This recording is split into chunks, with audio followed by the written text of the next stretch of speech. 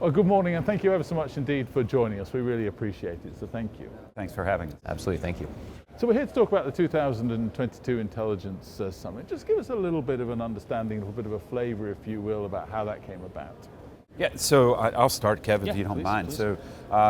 So with IACP, my role is as a member of the executive board is to oversee a policy council, and that policy council is national security and transnational crime.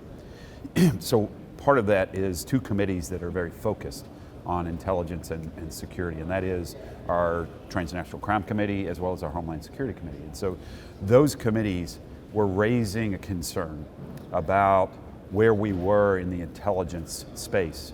And they knew that we had had two previous summits. As a matter of fact, some of our members were part of those summits, right, in 2002 and 2008. And so we hadn't had a summit since 2008, and there was concern that maybe we were losing our sight on the objective of assuring that we were collecting and sharing the appropriate intelligence.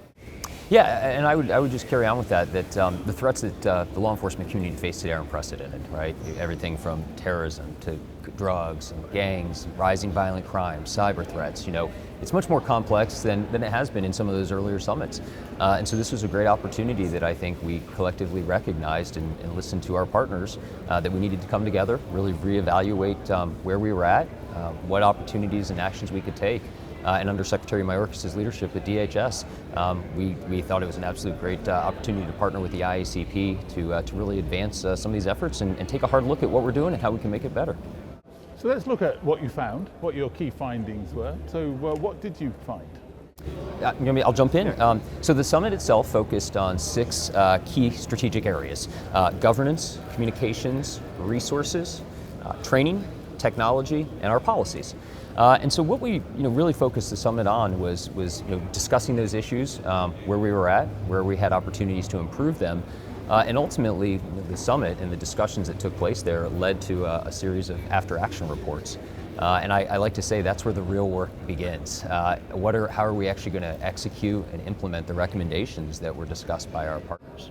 Yeah, and part of that was a recognition that we had the bones in place to get this done.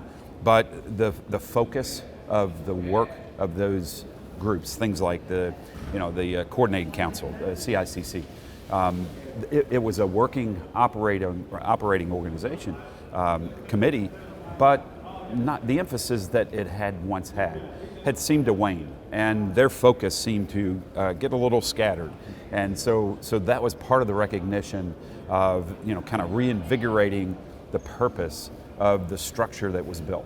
Well, let's pick up on that, on the next steps, and sort of what does the future hold, both in terms of implementing what you found and maybe plugging some of the gaps? Yeah, so Kev has actually led the effort. So in terms of putting together these teams that are now in place, that are professionals from throughout the country that are working with a focus on each of the areas that we've identified. So I'll let Kev. Yeah, sure. So as was mentioned, the Criminal Intelligence Coordinating Council really is we've looked at as that kind of centralized point to help us coordinate this effort. And so what we've done is we've established 6 task teams focused on those 6 strategic areas. Those teams are composed of federal partners, state and local law enforcement, and what they're doing is really digging into the recommendations. And our ultimate hope and expectation is that we are going to have concrete actions and deliverables to address those recommendations and really advance these efforts moving forward. So those teams are knee deep in the efforts right now and working on those recommendations. Well, thank you ever so much indeed for joining us. It's really fascinating stuff. I really appreciate it. Thank you. Thank you.